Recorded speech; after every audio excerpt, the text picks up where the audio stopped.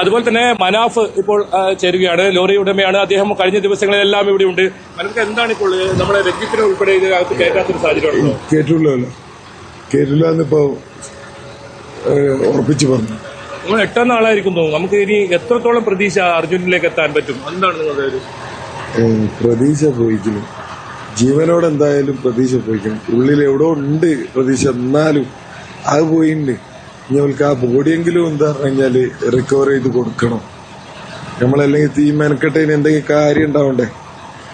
എന്താണ് രഞ്ജിത്തിനകത്ത് അല്ലെങ്കിൽ രക്ഷാ ദൌത്യത്തിനൊന്നും അകത്തേറ്റാതിരിക്കാൻ എന്താണ് ഇവർ കാരണം പറഞ്ഞത്?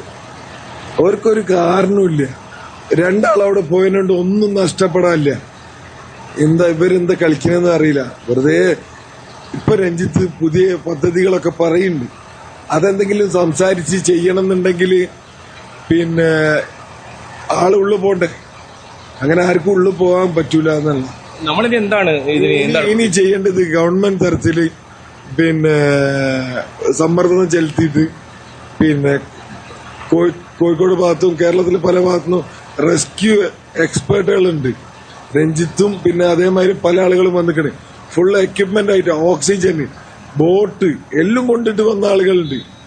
ഹലോ, ഇങ്ങനെ കുറച്ച് ആളുകൾക്ക് എന്തായാലും പെർമിഷൻ കൊടുത്തേ മതിയാവും.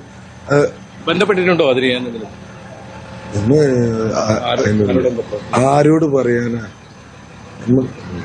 തീർച്ചയായും വളരെ സങ്കീർണമായിരിക്കുന്നു ഇവിടുത്തെ സാഹചര്യം. വീണ്ടും അർജുനെ 8ാം നാളിലും ഇനി എപ്പോൾ കണ്ടെത്താനാകുമെന്ന ചോദ്യം തന്നെയാണ് വരുന്നത്. ഇവർ കേരളത്തിൽ നിന്നും നിരവധി ആളുകളാണ് ഇപ്പോൾ ഇവിടെ ഇത്തരത്തിൽ രക്ഷാപ്രവർത്തനത്തിനായി എത്തിയിരിക്കുന്നത്. പക്ഷെ അവരെ ഒന്നും തന്നെ കയറ്റുന്നില്ല.